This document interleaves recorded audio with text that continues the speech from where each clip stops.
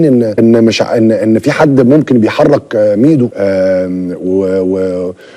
وان في حد الكلام ده مش كلامه، بغض النظر عن موضوع الكلام. دي قصه هنتكلم فيها بعدين، لكن مهم جدا يا استاذ محمد.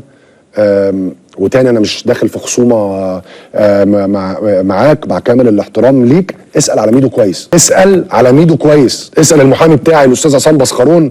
انا عارف ان هو صديق شخصي ليك. ميدو محدش بيعرف يحركه، ميدو محدش بيعرف يحركه، وميدو طول عمره مشكلته الرئيسيه ان محدش بيعرف يحركه. كل الخناقات اللي انا دخلتها في حياتي دي عشان كان في ناس بتحاول ان هي تحركني. انا مش زعلان منك على فكره، لان انت ما تعرفنيش. انا عارف لو عرفتني كويس عمرك ما كنت هتقول عليا الكلام ده. اسال عليا حازم امام وميدو. اكتب اسمي بس كده على جوجل، شوف الناس هتقول عليا ايه. قال لك الحساب متهكر.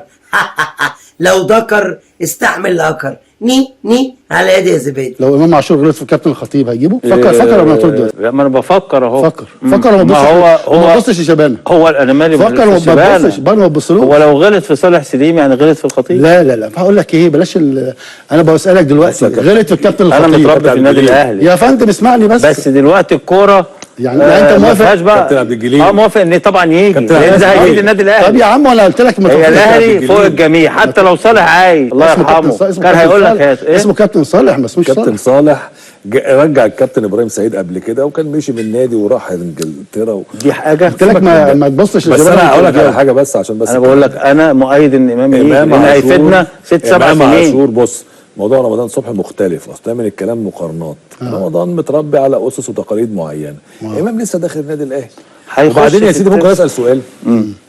الاهلي عاجبه الصفقه خلاص؟ لا ايوه لا عجباه الصفقه حاجه ماشي يا فندم، بالهنا والشفا. الله يهنيك، تحب تيجي تدوق؟ امام عاشور ركبهم الحنطور. ني على يدي يا زبادي.